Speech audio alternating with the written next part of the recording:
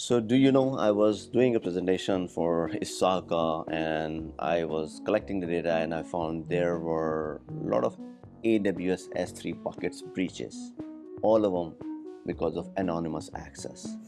Imagine that in the last 8-10 years. I'm talking of biggest one. I don't want to take the name. They're very big, huge name. If you go and look it up, and every time repeatedly anonymous access was enabled, somebody just set it up, and that cost millions and millions of dollars. And not only about the money, like yours data, my data is all breached, it's all leaked, and we get a scam calls, and we are worried about our banking accounts and everything.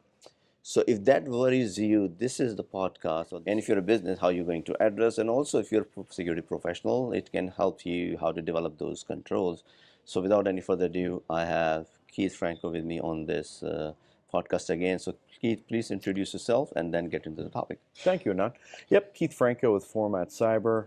We provide both advisory and engineering services for cybersecurity, or as I like to call it, strategic and tactical. You kind of need to marry the two up to have an effective information security program. But you hit upon something that got me thinking here, which is you're talking about, anonymous access was enabled. And again, I keep going back to what's old is new again. And this is basic cybersecurity hygiene, whether it's forgetting to change default passwords on routers or firewalls or workstations, or giving your users blanket admin rights just because it's easier to do. But these are very basic things that we're talking about, just basic configuration tweaks that I think we need to follow what surgeons and hospitals do with like a basic checklist. Hey, these are the top 10 things you got to make sure you do before you deploy something into production or enable a user account. So much of the data breaches, like you pointed to, could be avoided if we just had some, basic cyber hygiene that was reinforced. Yeah, and before we give you the checklist, because I know people would be more interested in, okay, what are the cloud security best checklist? But again, the question is, checklist could be different from vendor A to vendor B or customer A to customer B because of the environment. But of course, there is some baseline you can get started. But as you want to level up your system, it changes because of your infrastructure, the services you have deployed. It can change. So before we get into the baseline of that, one of the questions is that you need to know your environment, what you're running in, 100%. Right? What service you have. So what we call it, decipher your environment. So if you're somebody who's new as a vendor, or if you're hired as CISO, or you're running the whole program, or even if you're not new on the job, but you're adopting a new technology services in your environment. Let's say you business asks you to deploy AWS workload. Then you need to understand, okay, what services are going to be there? Is it really integrated? So understanding the whole thing. Data flow diagrams. Architecture diagrams, all those stuff. It all goes back to the basics. I mean, if you're starting a new role, like you said, as a CISO or director or whatever, take those first 3 months, even 6 months, depending on the environment. Size of the organization. And the complexity. Asset management. What hardware and software, what cloud services, what SaaS services are you subscribed to, network maps. How often do we see there either are no network maps or system diagrams, or they're 5-10 years out of date? Get all those basics ironed out. Build a strong foundation. Once you have that, then you could really build an effective and advanced information security program. And what you just said, I will add one more thing just to help people, because depending on the size of the organization, you want to do it. But if you want to have a phase approach, let's say, so if you are going to discover your on-prem environment, but you want to deploy the workload in the load, so you will not necessarily have to wait for that to be completed.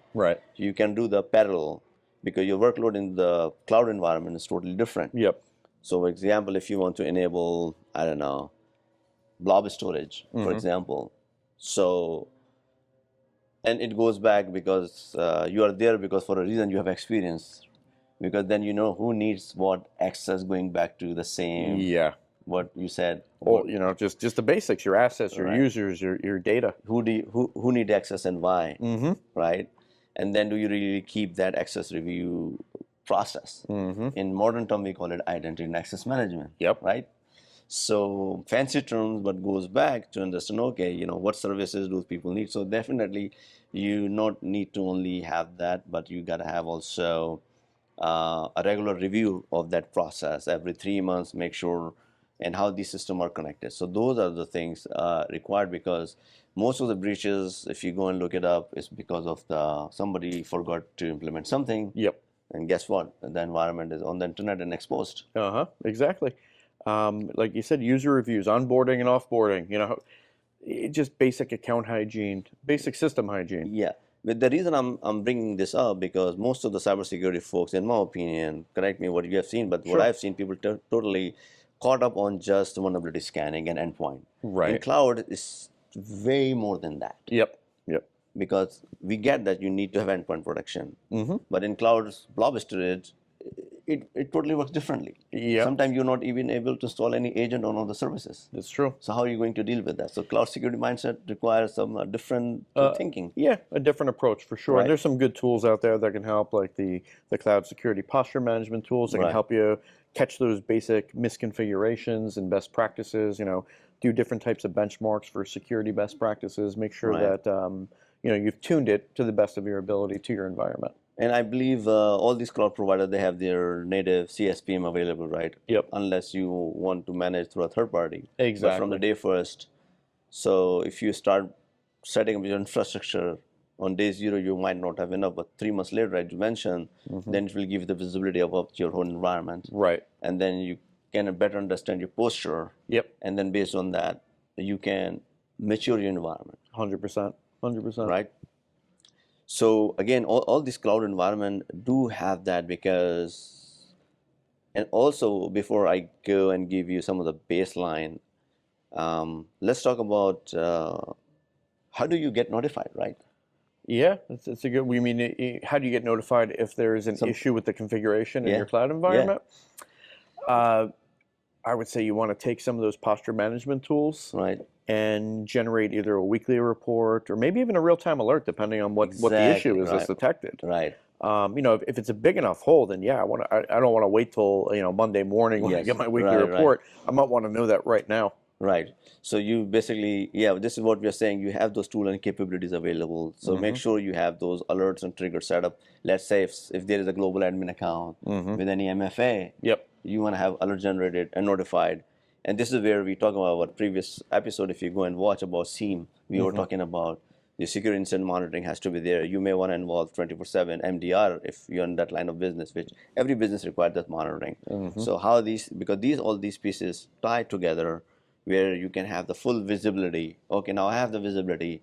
Then what are the action items? Because without any call to action, what are you going to do? Exactly. So you have to have that, and this is where either you have to have your internal team to do that, or rely on third-party vendors, and start taking those action, because at the end of the day, you have to secure your data, right? Absolutely. And I think, too, it's easy to get overwhelmed when there's so much to do. Yes. So you got to break these things up. Like I said earlier, there's some things that can wait to maybe a weekly or even a monthly report. Right. But there are certain things that are urgent and critical that you need to focus on immediately. And break those up. Like, okay, these are the items that just create such gaping holes that we need to address them now. Here are maybe roadmap items. Right. Maybe you do have, like, I Right. don't know, maybe you have an older version of TLS enabled, let's say. Oh, yeah. And you want to get rid of that for sure, but then Definitely. you really, that's one of those examples where there could be downstream impacts depending on the Yes. systems that are Yes. tied to it.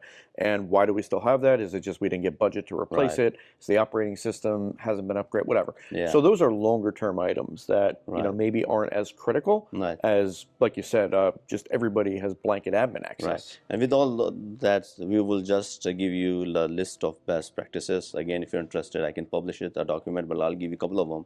And also just something when I was doing, this is non-scripted series, and one thing I'm thinking, with all this complexity, your jobs are not going away with AI, believe me. There are a lot of complex scenarios, issues. Yeah, as long as you know how to leverage AI, it can increase your productivity. So literally, if you have to pull up something, control how I design a control, and pull up from this framework, your ChatGPT will give you, well, this is what you have to do. So you're very fortunate you have it today, but otherwise it could have taken days to figure out, go to the not just Excel that. sheets and all that. 100%. It can help you more readily present and kind of digest all Right. the different information and threats and vulnerabilities you have to deal with. But, one of the challenges that I think cybersecurity professionals have had historically is once you have all that technical information, is translating it and presenting it to the business stakeholders in a easy to digest, meaningful way where they get it, and you can procure the budget and resources to tackle the problems you've identified. I don't think AI is going to be able to do that No, anytime soon. no, But because but to your point, the AI tools can make that presentation yeah, layer a little bit easier for yes, you to put together. because AI won't be able to use it because you have to have a lot of use cases. So AI can help you at most, in my opinion, 50% because every business, every requirement is different. Yep. Tools are different and all that. But AI really good tool which can complement and supplement the thing what you do. So again, you cannot really ignore that because it's so fast, so quick, and really increase the productivity. I pretty much use it. So again, we'll give you some of the baseline. If you go to any environment like AWS and Azure, especially in Azure today, if you set up a new tenant, it comes by default where you cannot set up an environment without MFA. It's forcibly there. Conditional access policies are there, which you can literally block it down to the application level of Microsoft Exchange and Team and all that stuff. Password length is one of those. You also want to make sure your anonymous access is not there in AWS. Those controls are available where by default everything is password protected. So hopefully somebody go and enable anonymously. We are not going to get those breaches that we have seen. And also, if you do not work your business outside US, there are some list of the block country list. You can implement those geo-blocker. Yep. So some of the baseline tools and technologies available. If you're interested, let me know in the comment, but I would highly recommend go and follow this framework. And also the Cloud Security Alliance, CCM, Cloud Control Matrix are the most known and most practiced. So you don't really have to hire somebody, just go put it, download it, and use AI. And how do you build your program if you don't have a information security program? So these are the fundamentals. You got to have your 12-character password long password. For admin accounts, I would recommend to have a 16-character. And even you don't really need an MFA because it's unbreakable as of today. Right. But for regular account, and also I've seen most of the Microsoft environment, which I have the experience, admin, one guy who owns the tenant, he has access to all admins. So if I were admin, if I go back 10 years before in my environment, I used to be guy, I would have 5 separate accounts. One for separately managed team, one for separating exchange and all that. So you don't want to be in a situation because when account get compromised, you lose your tenant. And this is where it goes back to how do you make sure your tenant is backed up? That's another talk. Whole other episode. DR and all that. So again, Keith, I really appreciate it. This was really good. Likewise. So let us know in the comment and we'll see you in our next episode. Thank you for tuning in. Bye-bye.